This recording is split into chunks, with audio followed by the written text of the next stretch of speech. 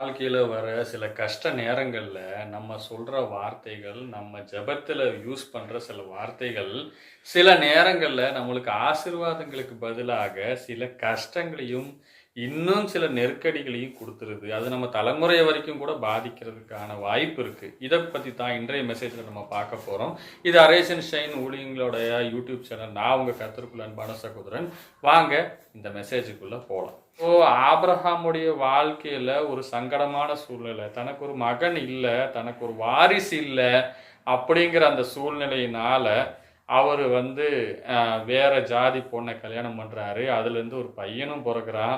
இஸ்மவேல் பொறந்ததுலேருந்து கொஞ்சம் ஹேப்பியா இருக்காரு. இருந்தாலும் கர்த்தர் வாக்குத்தத்தம் பண்ணின குழந்தை எனக்கு இல்ல, அப்படிங்கிற அந்த துக்கத்தோடயே கன்டினியூ பண்றாரு. அந்த நேரத்துல ஆண்டவர் உறுதிப்படுத்துறார். நீங்க நான் சொன்ன வார்த்தைய இதுதான் அப்படின்னு சொல்லி. இன்னொன்னு, இஸ்மவேல் வந்து வாக்குத்தத்தம் பண்ணப்பட்ட பையன் இல்ல அப்படிங்கிறத உறுதியா சொல்றாரு. அந்த நேரத்துல ஆபிரகாம் பண்ற ஒரு சின்ன ஒரு வார்த்தை பிழை னால ஒரு பெரிய மாற்றமே உருவாகுது. இத பத்தி ஆதியாகமம் 17ஆம் அதிகாரம் 17வது வசனத்திலிருந்து நம்ம படித்து வரும்போது, ஆபிரகாம் சொல்றாரு, 100 வயது ஆனவனுக்கு பிள்ளை பிறக்குமோ 90 அப்படியே சொல்லிக்கிட்டே வராரு. 18வது வசனத்துல அவர் சொல்ற ஒரு முக்கியமான விஷயம் இருக்கு.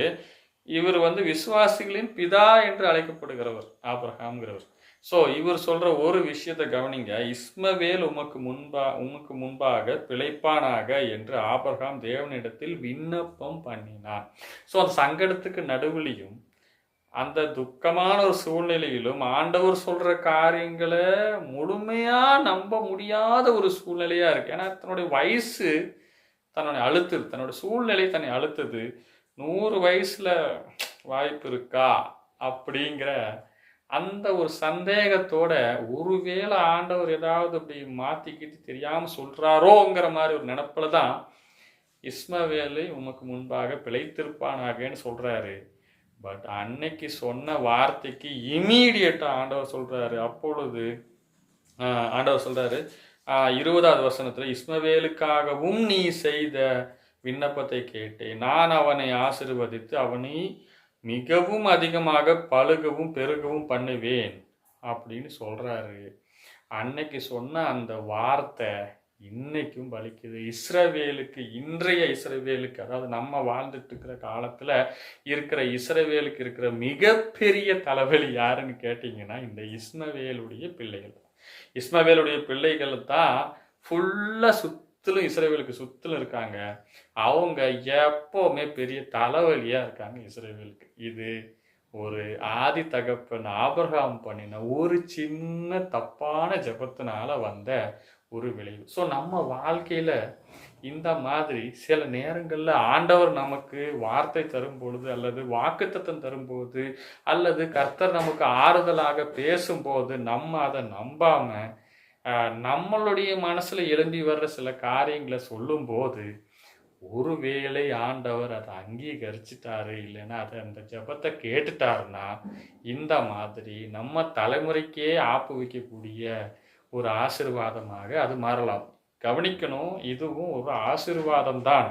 ஆண்டவர் அவனை ஆசீர்வதித்து பலுக பெருக பண்ணுவேன்னு தான் சொல்றார்.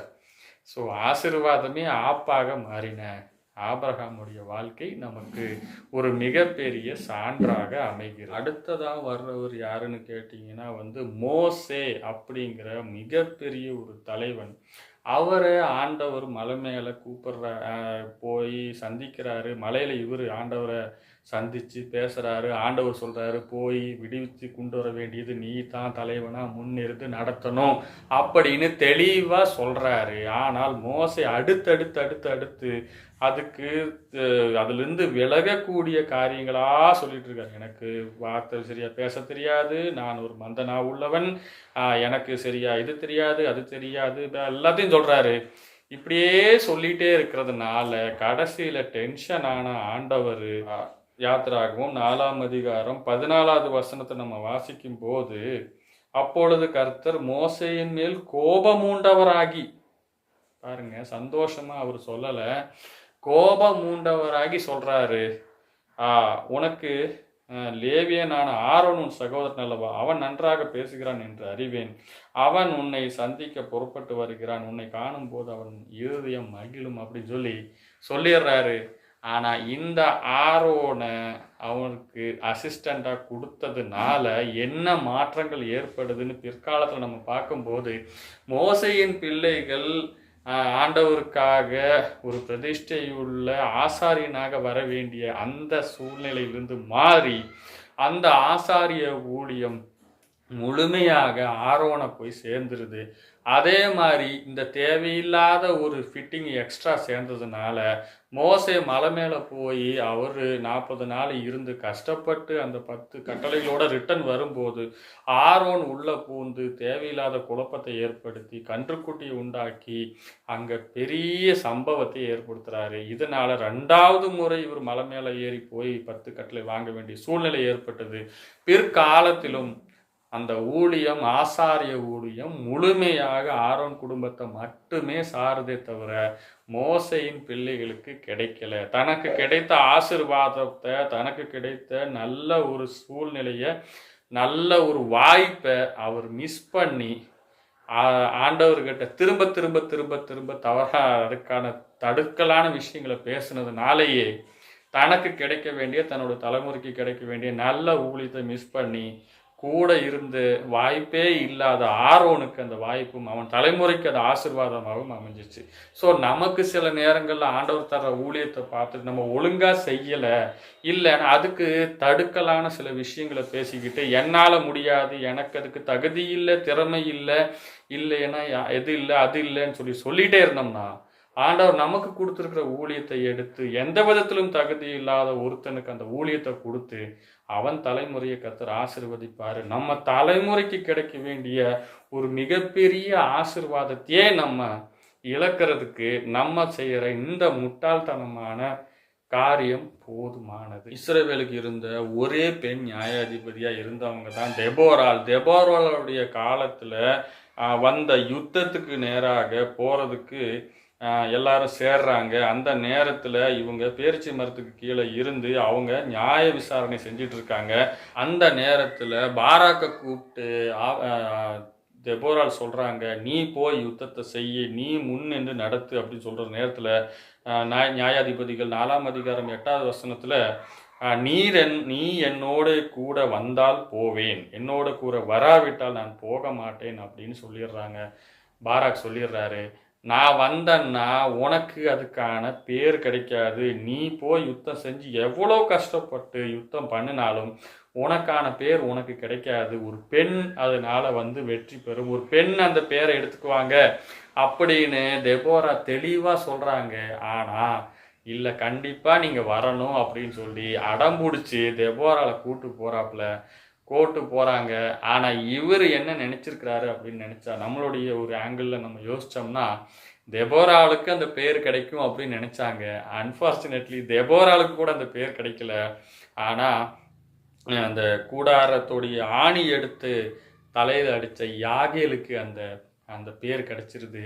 யுத்தத்தில் முக்கியமான ஒரு ரோல் செஞ்ச பாராக்கு பேர் கிடைக்கல, பதிலாக யாகேலுக்கு அந்த பேர் கிடைச்சிருது. ஒரு கூடாரத்தில் ஒரே ஒரு கிளாஸ் பால் மட்டும் கொடுத்த யாகேலுக்கு நல்ல பேர் கிடைக்கிது, முக்கியமான ஒரு பேரை அவங்க வாங்கிடுறாங்க. ஸோ கர்த்தர் நமக்கு யுத்தத்துக்கான ஊழியத்துக்கான சில காரியங்களை நம்ம இடத்துல ஒப்பு கொடுக்கும்போது முழு மனதோடு அதை செய்யணும். அதை விட்டுட்டு ஆண்டவரே கண்டிப்பாக இந்த ஊழியக்காரன் என் கூட வரணும், இல்லைனா இந்த விசுவாசிங்க என் கூட வரணும், என்னால் தனியாக போக முடியாது, நான் இதை செய்ய முடியாது, எனக்கு யாராவது ஒருத்தர் கூட நின்று என்ஜின் மாதிரி தள்ளிகிட்டே இருக்கணும் அப்படின்னு நம்ம நின்னோம்னா சில நேரங்களில் எல்லா பிரயாசத்தையும் நம்ம செய்வோம். ஆனால் நம்ம பேர் வரவே வராது. அந்த லிஸ்ட்லேயே நம்ம பேர் வராமல் எந்த காரியமும் செய்யாமல் சாதாரணமாக இருந்த ஒரு பெண்ணுக்கோ, ஒரு சகோதரனுக்கோ, ஒரு சகோதரிக்கோ அந்த பேர் போய் சேரும். அதே மாதிரி ஆசீர்வாதமும் அப்படியே போய் சேரும். ஸோ நம்ம கொடுக்குற ஊழியங்களில் உண்மையாக இருப்போம், தெளிவாக இருப்போம். எந்த நேரத்துலையும் நம்ம என்ன செய்கிறோங்கிறத உண்மையமாக தெளிவாக யோசித்து செய்யலாம். அப்படி செய்யலைன்னா கண்டிப்பாக இழப்பு பெருசாக இருக்கும். இதே நியாயாதிபதிகள் புஸ்தகத்துல வர்றவர் தான் சிம்சோன். சிம்சோனும் இதே மாரி ஒரு தப்பு பண்றாரு. கடைசி நேரத்துல அவர் உண்மைய சொல்லக்கூடாத இடத்துல உண்மைய சொல்லிர்றாரு. தெலீலாள் கரெக்ட்டா போய் ஆளுங்கள ஏற்பாடு பண்ணி மொட்டை அடிச்சிடுறாங்க. மொட்டை அடிச்ச பிறகு அவர் கைது செய்யப்பட்டு கண்கள் போனவராக தூண்கள் மத்தியில நிக்கும்போது அவர் ஜெபம் பண்றாரு. ஆண்டவரே, இந்த ஒரு விஷயம் மாத்திரம் என்னை பலப்படுத்தும் அப்படின்னு சொல்றாரு. அந்த ஜெபம் நல்ல ஜெபம். ஆனால் அதுக்கப்புறம் சொன்ன ஒரு வார்த்தை ரொம்ப கவனிக்க வேண்டிய ஒரு விஷயம். ஆண்டவரே, இந்த சத்துருக்களோட சேர்ந்து நானும் சாகிறேன் அப்படின்னு ஒரு வார்த்தையை சொல்றாரு. அவர் உயிரோடு இருந்ததை விட அவர் மரித்த போது நிறைய பேரை கொன்னாரு, பெலிஸ்தியர்களை கொன்னாருன்னு வசனம் இருக்கு. அது பெரிய சாதனை. ஆனா ஒரு நல்ல ஒரு இரட்சகன் வெறும் 20 வருஷத்துக்கு நியாயாதிபதியா இருந்து மரிக்கிறாரு. இதுக்கு காரணம் என்ன அப்படின்னு கேட்டா, இந்த சத்துருக்களோடு சேர்ந்து நானும் சாகிறேன் அப்படின்னு. அவன் சாக வேண்டிய ஆள் கிடையாது. அந்த ஜெபத்தை ஒழுங்கா பண்ணியிருந்தா ஒரு விஷயம் மாத்திரம் என்னை பலப்படுத்தும், நான் இவர்களிடத்துல பழி வாங்குவேன் அப்படின்னு சொல்லியிருந்தா, அதோட நிறுத்தி இருந்தா மேபி அவர் இன்னொரு 20 வருஷம் கூட நியாயாதிபதியாக இருந்திருக்கலாம். இதுக்கு முன்னாடி கழுதியுடைய தாடை எலும்ப வச்சு 1000 பேரை கொலை பண்றான். ஆடை எலும்பு கொன்னாலும் கொன்னதுக்கு அப்புறம் அவனுக்கு தாகம் எடுக்கும்போது தேவ சமூகத்துல கேட்கிறான். அந்த ஜெபத்தை கவனிங்க. அந்த ஜெபத்துல சிம்சோன் நான் சாக வேண்டுமா அப்படின்னு கேட்கிறான். அந்த வேண்டுமான்னு கேட்டபோது கர்த்தர் அவனுக்காக ஒரு நீரூற்றை ஓப்பன் பண்ணி அந்த இடத்துல அவனோட தாகத்தை தீர்த்து அவனோட உயிர் திரும்ப வந்தது அப்படின்னு இருக்கு. ஸோ அதுபோல அவன் ஞானமா இந்த சூழ்நிலையிலும் அவன் ஜெபிச்சிருந்தா மேபி கர்த்தர் அவனுக்கு திரும்பவும் ஆயுசு நாட்களை கூட்டி தந்திருக்கலாம்.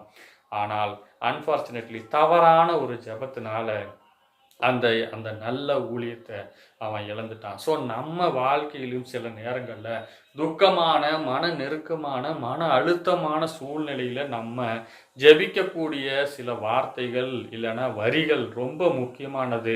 நம்ம மன அழுத்தத்தில் இருக்கணும் வாயில் வந்ததெல்லாம் உளரணும்னா சில நேரங்களில் ஆண்டவர் அதை அங்கீகரிப்பார், அதை கேட்கவும் செய்வார். சில நேரங்களில் அவர் கோபம் அடைஞ்சு மோசஸுக்கு செஞ்ச மாதிரி கோபம் அடைஞ்சு நமக்கு வருகிற ஆசீர்வாதங்கள் வேறொருத்தனுக்கும், நமக்கு வருகிற ஊழியங்கள் வேறொருத்தருக்கும், நம்மளுடைய தலைமுறைக்கு வர வேண்டிய ஆசீர்வாதங்கள் வேறொருத்தருக்கும் போகும். அதே மாதிரி நம்ம எல்லா செஞ்ச உழைப்புகளுக்கும் நமக்கு பேர் இல்லாமல் வேறொருத்தருடைய பேர் அங்கே பிரதிபலிக்கும். இதுபோல நம்ம ஊழியம் செய்ய வேண்டிய ஆயுசு நாட்களும் குறையவும் வாய்ப்பு இருக்கு. இன்னைக்கு நிறைய பேர் ஜெபிக்கிறது அப்படிதான். நான் இருந்து என்ன ஆண்டவரே பண்ண போறேன், போதும் கர்த்தாவே என்னை எடுத்துக்கொள்ளும்னு எலியா போல ஜெபம் பண்றாரு. கர்த்தருக்கு ஸ்தோத்திரம். எலியாவுடைய ஜெபத்தை ஆண்டவர் கேட்காதனால அவர் தப்பிச்சாரு. ஆனா நம்மளுடைய வாழ்க்கையிலும் பல ஜெபங்கள் ஆண்டவர் கேட்காதனால ஸ்தோத்திரம்னு சொல்லுங்க. ஏன்னா நம்ம முட்டாள்தனமா நிறைய ஜெபங்கள் செஞ்சிருக்கோம். தேவ சமூகத்துல இன்னைக்கு சகோதரனை சகோதரி நம்ம அறிக்கை இடுவோம். நம்ம ஜெபிக்கிற காரியங்கள் என்ன, கர்த்தர் இடத்துல பேசுறோம், மனுஷன் இடத்துல இல்லை, கர்த்தர் இடத்துல பேசுறோம் அப்படிங்கிறத ஜெபத்துல நம்ம பேசுறத ரொம்ப ஜாக்கிரதையா பேசுங்க. அப்படி பேசுற நேரத்துல ஆண்டவர் பெரிய காரியங்களை செய்வார். இந்த செய்தி உங்களுக்கு பிரயோஜனமாக இருக்குன்னு கர்த்தருக்குள்ள விசுவாசிக்கிறேன். இது போல பல மெசேஜ்களை கேட்க arisandshine.in அப்படிங்கிற இந்த யூடியூப் சேனல் சப்ஸ்கிரைப் பண்ணிக்கோங்க. உங்களுக்கு தெரிஞ்ச எல்லா நண்பர்களுக்கும் ஷேர் பண்ணுங்க. கர்த்தர் உங்களை ஆசீர்வதிப்பாராக.